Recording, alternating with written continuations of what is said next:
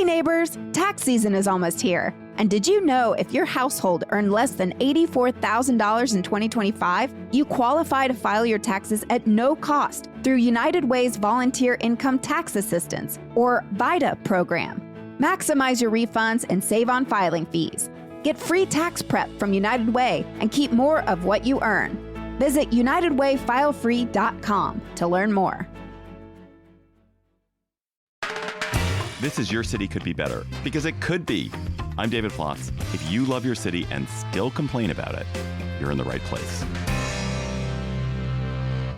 Last week, the inaugural Denver Summit home soccer game drew the largest crowd in the history of American women's professional sports.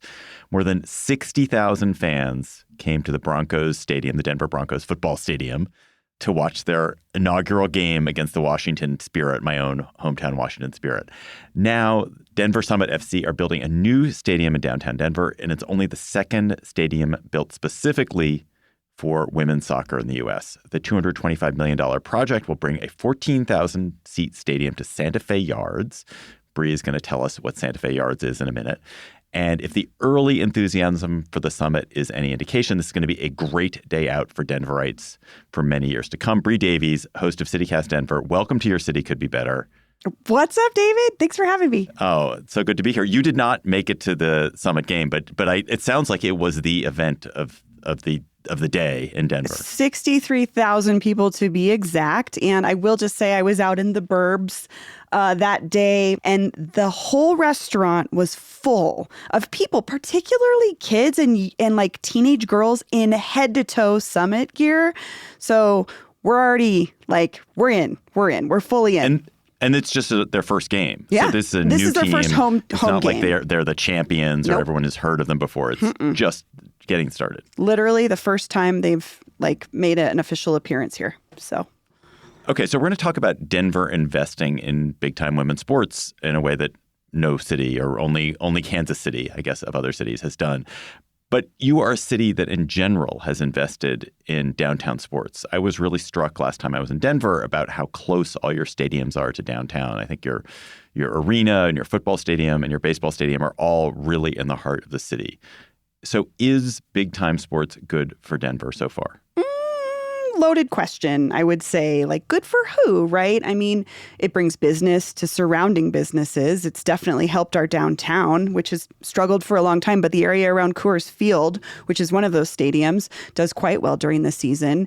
I think, is it good for the billionaires that own these teams? Absolutely. I think the question has become, is it affordable to working class fans, especially when I think about the Denver Broncos, which is really the root of our team spirit there is working class folks in Denver. So, I mean, the fact that we have two more stadiums, not just the women's stadium, but we're getting a new Broncos stadium coming to the center of the city in the next few years is really interesting because that will reshape the city as well. But I would just say in general, obviously, Denver loves sports and loves this. And I think it's a big question to say, I don't know, is it good for the city? But I think a lot of people would say absolutely. Okay. And maybe it's different when it's a women's sports team. Maybe it's different when it's the kind of stadium they're going to build. We'll get to that.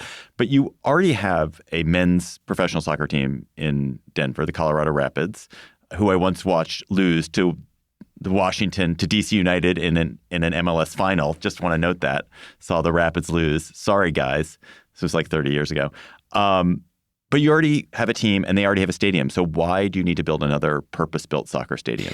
I'm glad you asked this question because the Denver posted this 4-part series last year that I'd love to share a link in the show notes for listeners, looking at the economics of sports stadiums. And it's really up in the air if they're really worth it. But the park you're talking about in particular, Dick's Sporting Goods Park, is actually in Commerce City, which is part of the metro area, but it's not in Denver proper.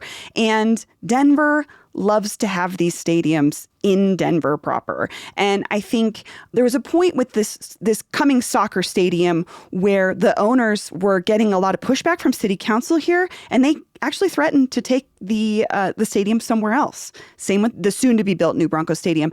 There was a lot of conversation about maybe it'll move out of downtown proper. I mean, there's a lot of benefits to taking it outside of the city if you're talking about purely about space, and people went nuts. So I think part of it is Denver just wants its own stadium for this particular sport. And there's obviously incentives involved from the city, taxpayer dollars and stuff like that. But I think Denver just wanted it in Denver. So the Summit, this NWSL team, are going to play 15 home games at the stadium in a regular season. They may have playoff games. There may be some other exhibition games, some other games that are scheduled, but it's not a huge number. It's not like a baseball stadium. Is it worth all the effort? Is it worth the spending that's going to happen just for that number of games? I think the thing that they were really selling it on, which is the other uses for the stadium, it's really been promoted as an entertainment center, a space where other things will be happening. Again, it's being proposed as a catalytic development for the surrounding area. I would say something, too, about the Dick's Sporting Goods Park we were just talking about in Commerce City. That has 600,000 square feet of space that never saw the promises realized of this other development. And so a lot of that hangs around these sports stadiums conversations. But I would just say, from my perspective, as a person that's involved in the music scene, we are a huge concert city. We are a huge outdoor concert city. Of course, we have Red Rocks. That's a 9,000-seat venue. This is a 14,000-seat venue. These room caps, these sizes really matter to promoters. We have two huge promoters here in Denver that do the majority of concerts, AEG and Live Nation. If one of them got the contract for this particular stadium, they would have no trouble booking it the rest of the year. So I think that's a big part they're banking on. Other stuff. Other events in the stadium itself. What else is going around the stadium? So they're going to build a stadium, but I'm sure there will be other things. Sure. They've promised housing, which is always something that comes along with these conversations. They've promised retail. They've promised a lot of things. But again, looking at the Dick's Sporting Goods Park project, literally none of that happened. There are roads to nowhere that surround Dick's Sporting Goods Park. So I think that was a fear for people. But we're also talking about a plot of land that is right in the middle of the city. There's already development around it. I mean, it's literally in the middle of our city, and it's been sitting vacant for decades. It's a lot of big promises of this idea of the entertainment district, which has taken over, I think, with the stadium conversation in the last few decades, is the other things that can go along with a stadium, not just being surrounded by parking lots, which is what our current Broncos stadium, the problem is. Right. And to your point, like it is a big difference when you're talking about something that's in the downtown of a city versus in the suburbs. In my city, all of the suburban big sports ventures that have ever been built, the big venues that have been built, have been dead zones because they put acres and acres and acres of parking around it. Like that's all that's there. And there's no reason to be there except the sporting event or maybe the concert. And they die or they are dead. They're dead when they're not being used. Yeah. But for downtown sports venues that are relatively dense and that are relatively close to other things and which don't have tons of parking, those tend to really develop alternative uses. Like people do put restaurants and breweries and other things next to them. Yeah, and that's the case with Coors Field, our baseball field, which, again, attendance is high, even though our team sucks, because people love to hang out at Coors Field. Like, it has great offerings when it comes to, like, beer and drinks and great places to sit and hang out in the sun. But that's a unique case in that it was built into a downtown area that already existed. We have another great example of the potential for things other than parking lots happening in Denver Center as well with Ball Arena, which is owned by Stan Kroenke. He owns a lot of stuff. We're calling this Kroenkeville. He's got this huge plan to actually turn those existing parking lots around Ball Arena where the Nuggets play and the Avalanche play into a whole new neighborhood. Housing, they're promising childcare, grocery stores, post offices. Like, again, all of this is promises. You can't make a lot of those things just happen out of thin air. But that is something that I think a lot of these folks are thinking about going on forward in the future. And that one hasn't been realized yet either. So it's really kind of a wait and see. But that's the hope. And I think for a lot of Denverites, that's the hope too, because what does a giant empty parking lot serve us in the middle of the city if you're not going to that event? Not much. Last time I was in Denver, I stayed in a hotel. My room looked over Coors Field. Yeah, which is cool, right? Amazing. I mean, it was really cool. Is that that's for like someone visiting here? Is that a bonus to you? Like, do you? Well, I hate baseball, so not for me. But I do like sports. So it was kind of given one hand, taken the other. Who has been the driving force to build this women's soccer stadium? And sure. And did they have to overcome opposition to do it?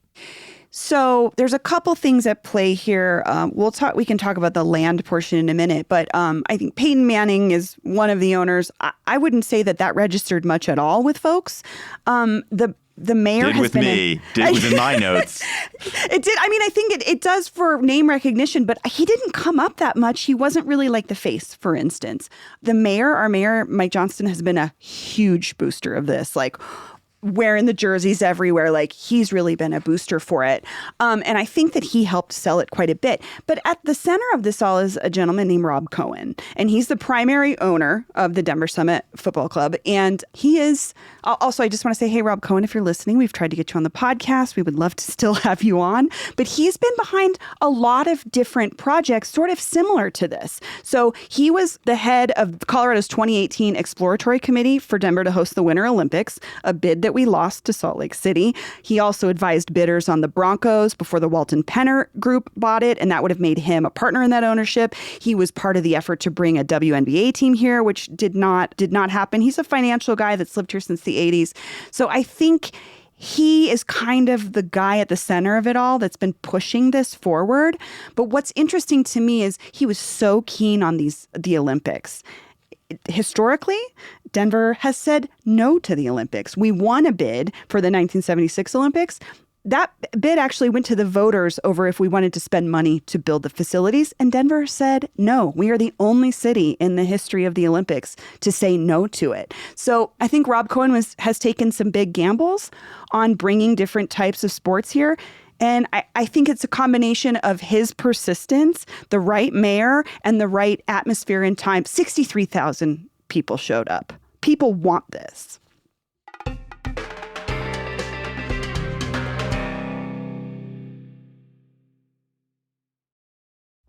The countdown is on for the first ever Freely Fest. It's all happening at Bridgestone Arena on April 8th. Get ready for an unforgettable night with The Killers, T-Pain, Dominic Fike, Janelle Monáe, and Avery Anna, all celebrating the power of music. Doors open at 4:30 p.m. and the show kicks off at 5:35 p.m. Tickets are still on sale and moving fast, so get them while you can. Go to freelyfest.org to secure your tickets. And hey, come early for the Freely Fest Village on the plaza at Bridgestone Arena with live music, free food and drinks, plus special giveaways, all open to the public from 3 to 9 p.m. The music we love exists because artists have the freedom to create, speak up, and be heard. Freedom of speech is a foundational right that belongs to us all and fuels the free expression that shapes our culture, on stage and off. Freely Fest, one stage, 5 artists, celebrating the power of music. Presented by Freedom Forum. Get your tickets today at freelyfest.org. Do you think if there were no men's professional soccer team and there was a proposal to they brought a new men's professional soccer team to Denver and they wanted to build a stadium downtown, there would be as much enthusiasm? Do you think that women's soccer is having a moment that makes it cool and desirable and like it's this whole new fandom of girls and young women who have been engaged by the sport? I think that is a huge part of it. I don't know if a men's soccer team would have been as big of a sell, but again, the folks showing up for this first inaugural game in the tens of thousands is really a testament to the culture of that here. And yeah, it was, like I said, I'm at a restaurant. It's all young girls wearing Summit gear. The time is right. And I think that's what they were really banking on. And sometimes, it's like he was looking at pushing for a WNBA team, not a couple years ago, not that long ago. That didn't make it. We weren't there yet. For some reason, I think this just was the right time and there was enough folks interested in it to see a women's soccer team. And I was surprised a little bit, but also Denver can be on the forefront of things sometimes when we don't even realize that we're leading. Was there a competing plan for Santa Fe Yards? And what is Santa Fe Yards? What is Santa Fe Yards? A name they made up for an old brown field that used to be a rubber factory, Gates Rubber Factory, to be exact. So that the first time I ever saw that name was in reporting about it that sort of inferred that we were supposed to know that that was a real place. And so folks were like, what? And we are very, like many cities, we're very touchy when developers want to rename our neighborhoods. But this particular part of Denver has literally been, it was a factory, it was closed. When did it? 1995. So for perspective, it closed when I was 15. I'm 45. So that was an abandoned building, a series of abandoned buildings for a long time. And then it was a field. There was some promise for development, I think in the early, like 2001-ish. And it was never fully realized. Some development happened on some of the parcels of land, but there was just this huge empty field forever. And again, it needed to be remediated because it was an old factory. But around 2014, developers came in and said, we're going to do it. And guess what they built? A bridge that goes nowhere. It's called the Bridge to Nowhere. So this is an empty field with a bridge. I think they ran out of money. Something fell through. People have been dying for anything to go in there. So truthfully, there was not a hard sell on where it would go. People were really excited about that aspect, actually. One thing that struck me about Denver, again, last time I visited, is that you have all kinds of wonderful former industrial space that's been repurposed into new urban life, into apartments, into breweries. Mostly it seems to be breweries. Or apartments. But in this case, you have a rubber factory. Why do you think Denver is good at repurposing its industrial decay into something that people want for a 21st century city? I am so glad you asked this because this is really a point of contention for us, especially those of us that have been here for a very long time. And it really depends on who you ask. In the 60s, Denver itself voted to demolish an entire Latino neighborhood under the guise of urban renewal. It was its own neighborhood, formerly its own city, Auraria. And the damage that was done to that community is still being felt today. There's displaced Aurarians throughout Denver. And then a few years after that, this urban renewal push crushed our downtown. We lost 27 blocks of historic buildings that were mostly replaced with parking lots. And the infill in the last 10 to 20 years, luckily, has filled in a lot of those parking lots. But how we view what is important here can be really tough. And I think the other thing is in more recent years, there's been a displacement of artists from some of these areas that have become very popular, those warehouse spaces that were once cheap and things like that. But that's the historical and it's one perspective. I want to be fair. This is one perspective that I have. But I think part of it is Denver is always reinventing itself. I think we're always kind of trying to find our identity. We're not really good at looking at ourselves and being like, we're actually pretty cool. But that also can have a plus side, which means there's parts of the city that developers see as an opportunity. Also, the land was probably a lot cheaper 10 to 20 years ago here than it was in other cities of our size. And so that presents an opportunity in itself. I do think that the story of artists move in to cheap, decrepit housing or cheap, decrepit warehouses or whatever, and then they gentrify it because people want to be around artists and they do cool stuff, and then artists get priced out. That is the story of American cities. Like that's we are not you unique. Want that to happen. I mean, I don't, to be honest with you. I do. I lived through it. I mean, what happened in Denver in particular was there was the Ghost Ship fire in Oakland where 36 people died in a DIY space. But what happened was the reaction across the country was cities then started cracking down on some of these quote unquote DIY spaces for being fire code violations and zoning code violations. And it pushed a lot of artists out. And to be fair, this was already happening a little bit, but we have an area called the Rhino Art District, which is where much of this displacement happened. And many folks would argue that it isn't necessarily better off as an art district when artists can't necessarily afford to be there. So I don't know. I would challenge that. I would challenge that perception and say it isn't always good because, sure, people want to be near artists, but also I want to be in a city where artists can afford to live and do weird stuff that becomes mainstream. We have Meow Wolf. We have the first Meow Wolf outside of Santa Fe for a reason. Our DIY community was very strong here and very connected to them. Right. No, for sure. And I'm not saying having artists in a city is bad. We've gotten far away from our topic. I'm not saying that having artists in a city is bad or that I'm just saying that this is the story of urban succession. And then what happens is the people who would be artists in Denver are now going to be artists in Cheyenne or Laramie or something. Or in here, they've moved to the San Luis Valley, which is where Yes. a lot of artists have moved themselves. But I think they, like any other population, still want to be able to be in the city. And so it's a very touchy subject for folks.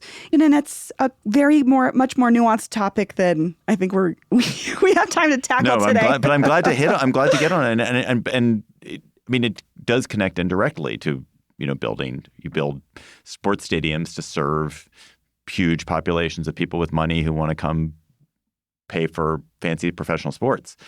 I wonder, with this, finally, to go back to the Summit Stadium, how much of this is the city funding a stadium and how much of it is private developers putting their own dime behind it? Sure. Again, great question, because this was a point of contention for folks. Denver, like many places, has struggled with affordable housing. And when the city wants to put up money towards something that's not necessarily necessary, like you said, there's existing stadiums here. It can be a hard sell. So Denver itself so far has put $70 million towards purchasing the land under the stadium. We will own the land under the stadium. And then some of that money will also go to infrastructure improvements to the surrounding area. And again, another criticism of this was, do we have to get a stadium to get infrastructure improvements? Like, we still need sidewalks. We still need roads. Some of this neighborhood has been disconnected to other close neighborhoods because of highway expansion and stuff. So it wasn't without contention. And it was a conversation city council had for a long time and delayed the vote a couple times before that money was approved. So Denver in total so far, $70 million, which means about, I think, $150 to $200 million from the private developers and the ownership group. So, Bree, what can your city could be better listeners and other cities take away from this conversation about the Denver Summit Stadium that could make their city better? Sure. I don't want to rain on the parade. I think it's incredible. Again, the attendance was amazing. It's an incredible feat, especially for women's soccer. But I guess I would just say, though, is you have a choice more than you think you do. Our cities don't make these decisions on their own. So public input is important. Again, we said no to the Olympics. Like, the Olympics literally went to the ballot, right? This is more of this city council who represents us, the citizens, made these decisions. But again, it was not without delaying these votes so that there could be more conversation around it. Because I think that was one of the struggles for people, was it felt like it came on really fast.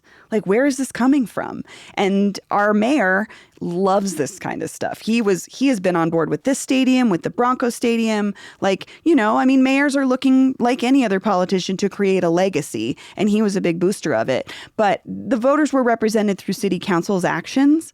And so I guess I would just I hope folks take away that civic engagement matters, even when it comes to things where it's like, do we get a say in this? Do we get to say if we have this kind of a stadium? You absolutely do. But yeah, it was, it kind of surprised me, to be honest with you, but in a good way, that we were ready for this.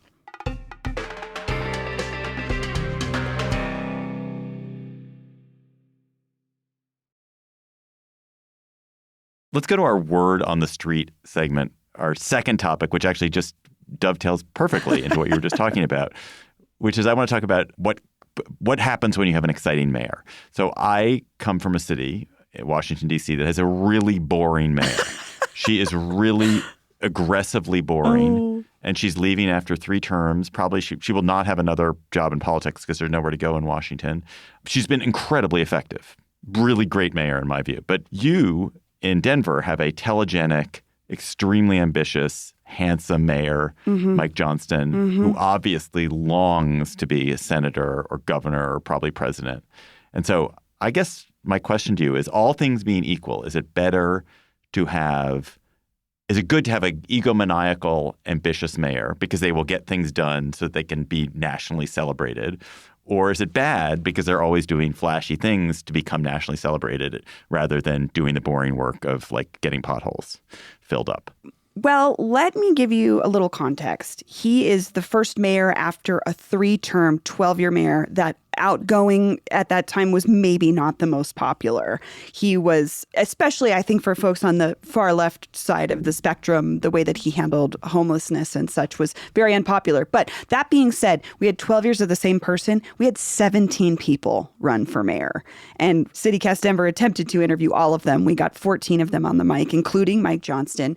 And I think it's both. I've interviewed him many times. He comes on our show very often. He is the charisma you see on TV or on Instagram.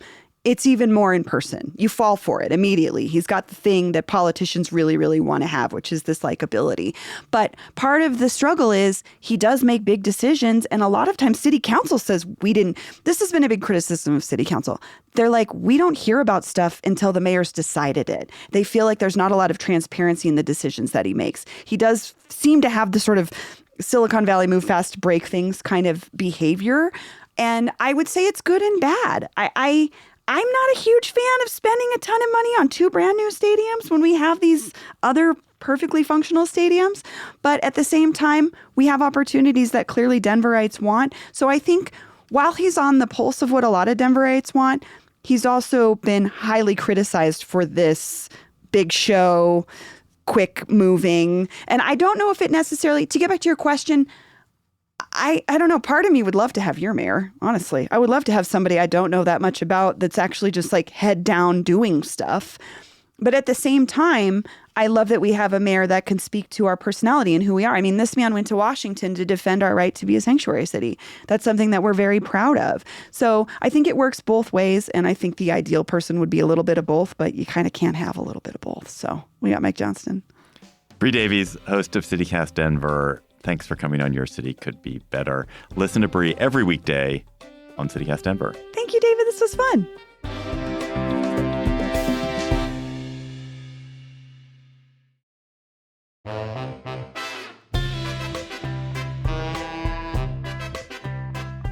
That's all for today's episode of Your City Could Be Better. I'm your host, David Plotz. Our producers this week were Lizzie Goldsmith, Elizabeth Kama, Priyanka Tilve, Bree Davies, and Paul Caroli. Our music is by Carl Christensen. If you are enjoying the show, why not tell your friends, rate the show, leave us a review. We'll be back next week with another conversation about how your city could be better.